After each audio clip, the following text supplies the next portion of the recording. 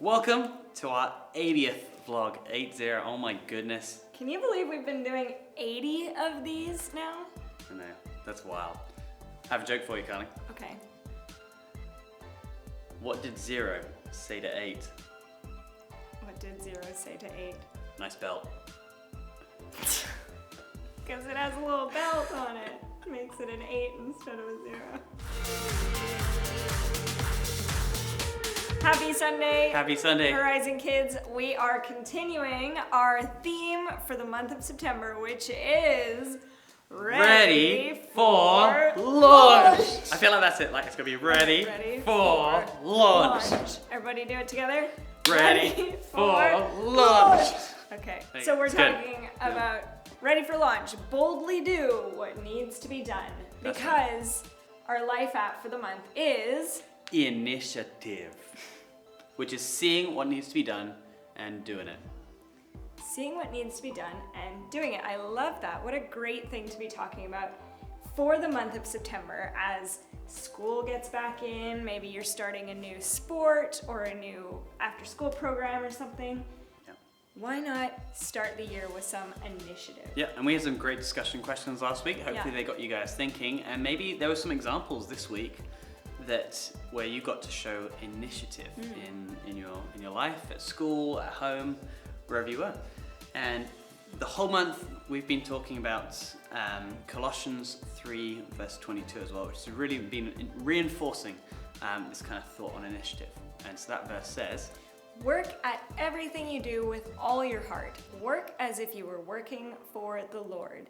It's such a great way to approach anything you put your hand to, whether it's homework or practicing an instrument or whatever, or chores at home, whatever it ends up being. Work as if you're doing it for God. that's true. And so today, our bottom line that we're focusing on is stay focused on what needs to be done. Yeah, and we've been looking at Nehemiah from the Bible this whole month and what he can teach us about initiative. And we've got a great story for you today. So let's check it out.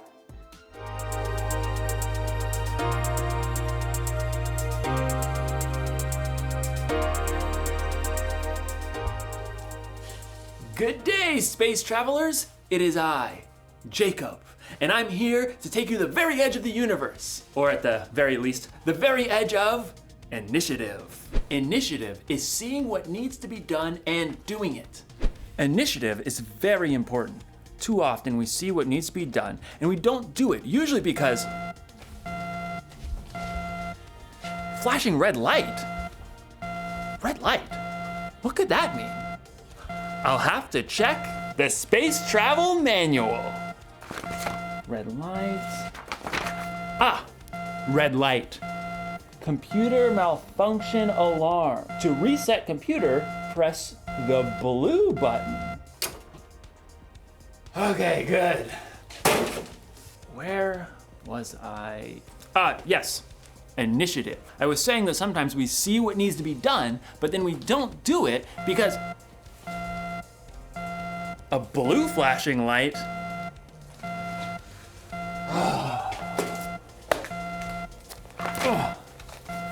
Blue light, blue light, blue light, blue light.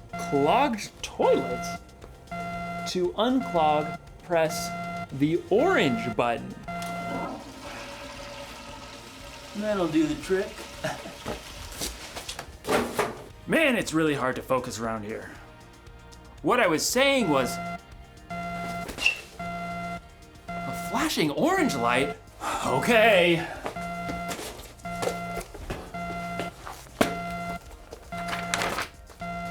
Orange light, orange light. In today's story, we'll hear more about Nehemiah rebuilding the wall around Jerusalem. A really difficult job. Orange light. Got it. Whew. I hope Nehemiah doesn't lose focus. Oh man, what could that alarm be? Oh, I just got a text message. See you in a few. The Bible. It's 66 books of history, stories, letters, and poetry that fit together to form God's one big story. the epic adventure of how he created us and loves us so much that he made a way to rescue us. As we travel through the Bible, from Genesis to Revelation, we discover people who met God and found their lives changed forever. Now, for an amazing story, inspired by the book of Nehemiah, chapters 2, 4, and 6. When Nehemiah traveled to Jerusalem and surveyed the broken down walls, he saw immediately what had to be done. We must rebuild. God moved the hearts of the people to join him. Let's get started! Hooray! But while the Jewish people were eager to repair the tumbled down walls and ruined gates, the people in the lands around them were not so thrilled. What do they think they're doing? A city with no walls stood open to attack. The people inside could never become a strong nation. The enemies of the Jews knew that if the wall of Jerusalem was rebuilt, the Jewish people might become a powerful enemy. They must cease and desist. Sanballat, a Horonite, and Tobiah, an official from Ammon, marched right up to the place where the people gathered to begin work. Pathetic. What a ragtag group. Why bother to even start? You shall never finish. Plus, the king is gonna think you're trying to take over. Nehemiah kept his cool. The God of heaven will give us success. We serve him. So we'll start rebuilding the walls. Good luck with that. Nehemiah and the Israelites didn't need luck. They needed God's help. It was true that a few of the Jewish people were builders. Let's see. We've got priests, nobles, goldsmiths, perfume makers, farmers, grape growers, shepherds, any stonemasons.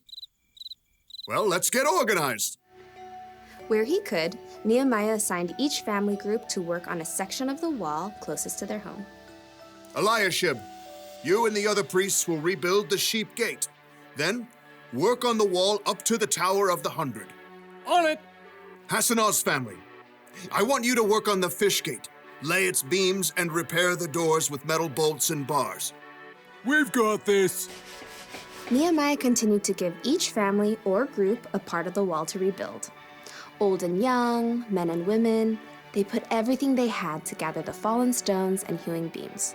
In a short time, the wall began to rise again. Inconceivable. Sanballat and Tobiah were shocked to see the Jews actually making progress. They would mock the work to anyone who would listen. Do those Jews think they can make the wall new in a single day? Preposterous! The stones are all scattered and piled up like garbage. I suppose an itty-bitty fox tried to climb up on that excuse for a wall. Ah! The whole thing would fall down. Once again, Nehemiah ignored the heckling. Instead, he prayed as he worked. God, please listen to our prayer. Some people hate us. They're saying bad things about us. Don't hide your eyes from their guilt. With a burst of energy, the people worked even harder until the wall was half as high as it needed to be. Preposterous! Time for some action. Tobiah and Sanballat began to plot with the surrounding nations to attack Jerusalem before the wall could be finished. We must set guards, day and night. Even with guards in place, enemies threatened, and the Jews were exhausted. There's rubble everywhere, and our enemies say that no matter where we are, they'll attack. Nehemiah refused to be distracted. He stationed families at the weakest parts of the walls, armed with swords, spears, and bows. Don't be afraid. Fight for your families. From that day, everyone carried their weapons, even as they worked. If you hear the sound of the trumpet, run to join us. God will fight for us. Nehemiah and the Jews worked from the very first light of sunrise until the stars came out at night. At last, the wall itself was finished.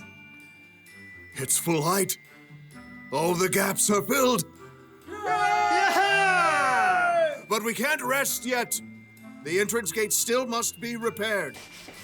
Sanballat was furious, but he had another play to make. So he sent a message to Nehemiah, who was working high on the wall. Sanballat says, "Come, let's talk with one another. Let's meet in one of the villages on the plain of Ono." Oh no, I don't think so. Nehemiah knew perfectly well they were planning to harm him, but he stayed focused on the work and sent his own messenger to Sanballat. Nehemiah says, I am working on a huge project. Why should the work stop while I leave it? Why should I go down and talk with you? Inconceivable! Try again. 5 times, Sanballat sent messages. He even threatened to tell the Persian king that Nehemiah was trying to make himself king. Tell Sanballat you're just making that up. Oh, I'll have to send another message. Time for a new strategy. Sanballat made one last desperate attempt. He hired a man named Shemaiah to make Nehemiah look bad with his own people. Nehemiah, some men are coming at night to kill you. Let's go hide in the temple and lock the doors. Nehemiah knew that God had not sent Shemaiah. Should a man like me run away? No, I won't go.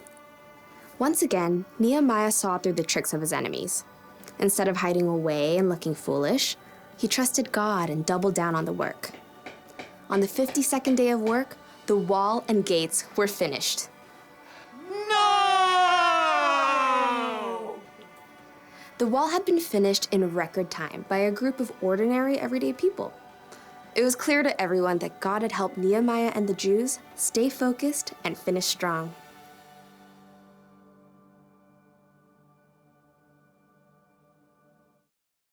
Can't talk now, gotta focus. Sorry about that. It's so easy to get distracted sometimes, isn't it? I mean, you probably don't get distracted by alarms and flashing lights, but there are a lot of things that can distract you. When you're supposed to be focusing on homework, you might get distracted by the TV or the internet. When you're supposed to be cleaning your room, you might end up playing with your toys. When you're supposed to be listening to your teacher, you're making funny faces at your friends. We get distracted by our stuff, by other people, even by our own thoughts and worries. There's so many things fighting for our focus. It can be overwhelming. I mean, look at Nehemiah. He was rebuilding the wall of Jerusalem. He had enemies on the outside and people fighting with each other on the inside. It would have been so easy for him to get distracted, but he stayed focused. I mean, look at Jesus. There were a lot of things that could have distracted Jesus from doing what he came here to do. But he stayed focused on what was most important, saving the world and making it possible for us to have a relationship with God. Staying focused isn't always easy, but when you focus, you can get things done quicker and better. So, the one thing to remember today is this: stay focused on what needs to be done. If you need help, take a minute or two to talk to God before you have something you need to focus on, and try to steer clear of the things that can distract you. I'm putting you on silent, and when in doubt, consult the Space Travel Manual, if you have one. What do all the lights mean?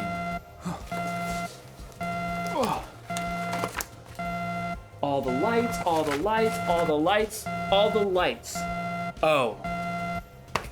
Dance party.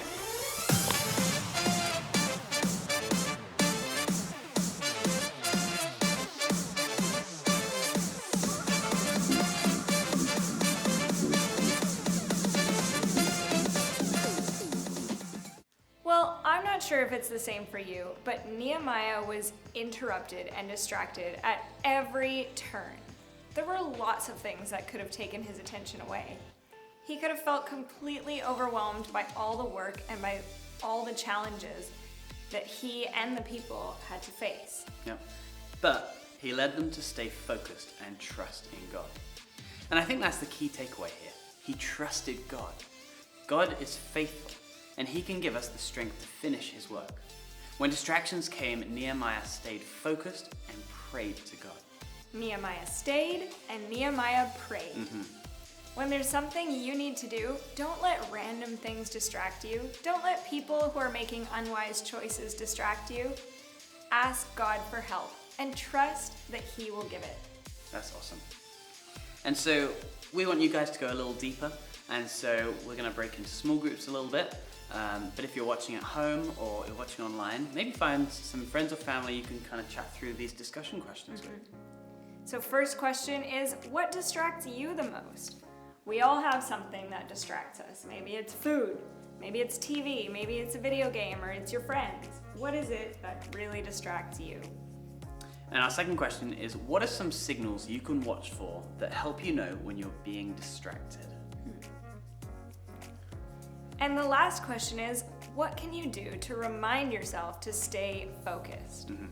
Once you identify the things that do distract you, what can you do and how can you help yourself not be distracted by those things? That's good, because it's sometimes maybe you're in a habit of playing video games super late, and so you need to break that habit. And so finding a way to stay focused on other things, maybe there's someone who can help you stay accountable, or maybe there's other things you can do to stay focused.